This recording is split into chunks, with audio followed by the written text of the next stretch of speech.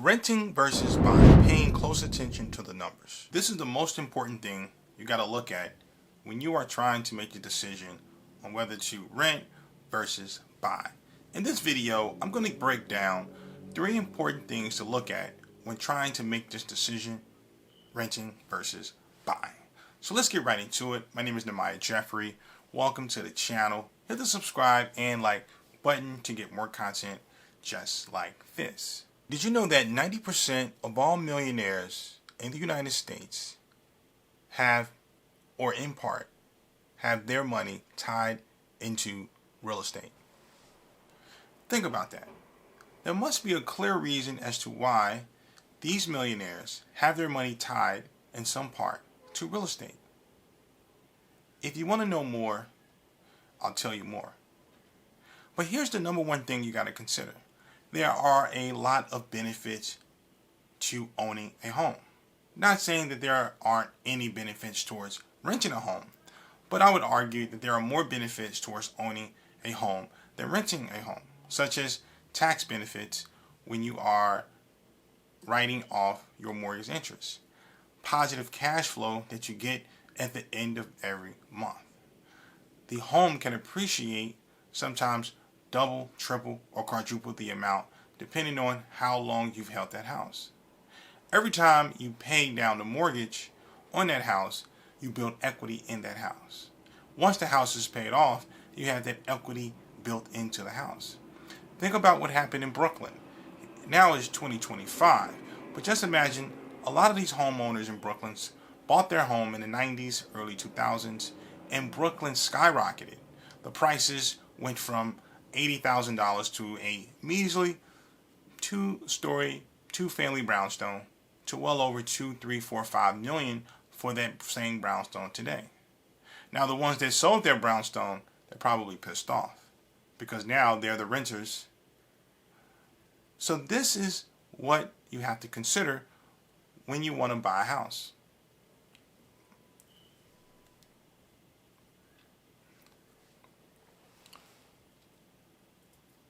Did you know that real estate is one of the fastest and safest way to build your net worth and income?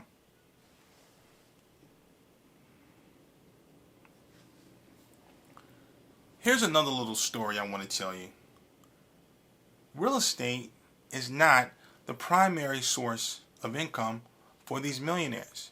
So most of these millionaires, the way in which they became a millionaire is through their main occupation. It's not through real estate. So for instance, they could have been in the e-commerce business or the oil business. Or like myself, I'm in the retail clothing business. Or they could have worked for someone else. And they could have become a high-level manager, or they could have been a CEO or had a high position in a company whereby they became a millionaire. The point here is that these people did not create their wealth through real estate. They created their wealth through their main occupation, and they use real estate as a way to make more cash flow, as a way to diversify the money that they've made from their main occupation. Now, why do you think they've done that?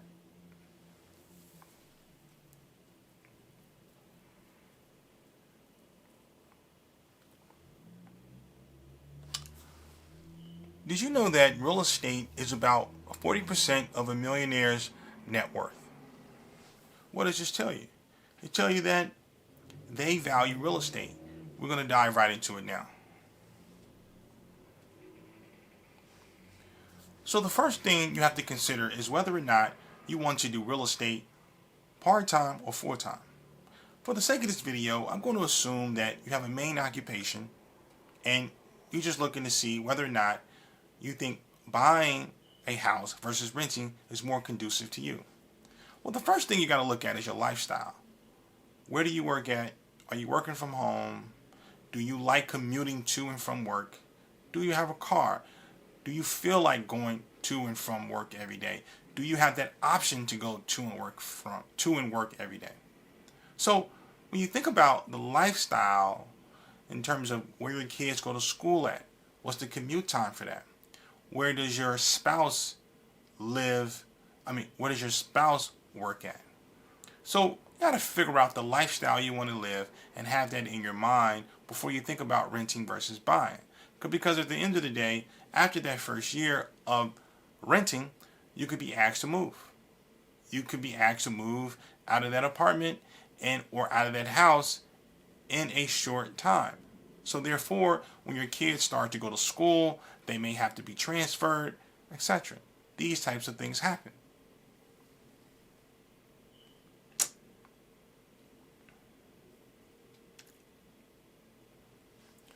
The second thing you have to look at when you want to look at renting versus buying is which one is less expensive. Let's get down to the nitty gritty here. If you're going to rent versus buying, then it's more impactful for you to rent the house or rent the apartment versus buying a house because you're going to save more money. That allows you to spend that savings on other things or just save the money. And maybe you can use that savings as a deposit for a house down the road. Make no mistake about it. When you buy a house, you have to come up with the closing cost fees. You have to come up with the down payment for the house.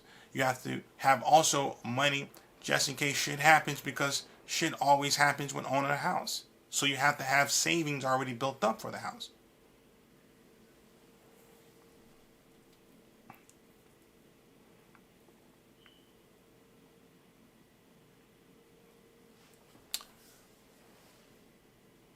So why do millionaires invest in real estate?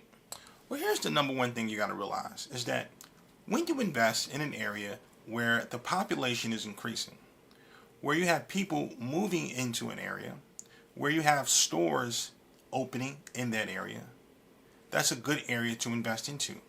More than likely, that home that you buy will increase in value. On average, homes increase in value by 3% every single year. Not only that, you can have positive cash flow coming back every single month. Now, you may have a 2-family or a 4-family or a 3-family. If this is your first time buying a house, you can have positive cash flow coming back every single month if you buy the right type of house at the right price. So there is a certain level of skill you got to have with buying that house. Now, this is the main benefit towards buying a house. And then not only that, after 20 or 30 years, the house should have been paid off, and now you have a $500,000 house, or $1 million house, or $2 million house, for instance, like what happened in Brooklyn, that you can use at your disposal when you need to use that equity, whether or not you want to refinance on that equity, or whether or not you just want to keep the house for your kids. The choice is yours. But it's more advantageous for the future and for your long-term financial health to have a house and own a house, because it allows you to have a peace of mind.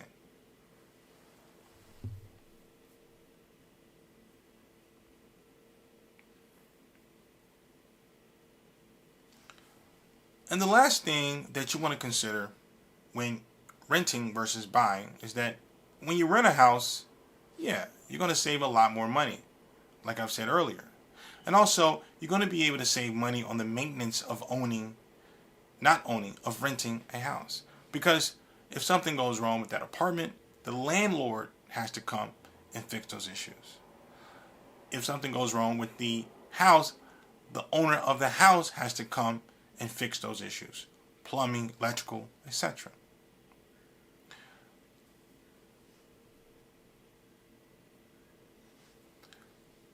Another thing with this is that the deposit amount that you need to buy a house is something that you won't have to have when you want to rent a house. So the only thing you would need to come up with is your first and last deposit to rent that apartment. So you save more money when you rent versus buying a house. So on that note, the moral of the story here is to buy a house. That's what I lean on the side of. Buy a house as soon as possible. And all you need is just one house. You can buy maybe 2 homes, but just keep some real estate in your portfolio, because down the road, it'll help you have good financial security 30 years down the road. Because you never know. You may lose your job 10 years down the road. Inflation may go up 50% like it's almost at now. Just playing. It's not at that price. But this is how to think. It gives you more financial security by owning a house versus renting. And on that note, check out my other video here. Peace and love.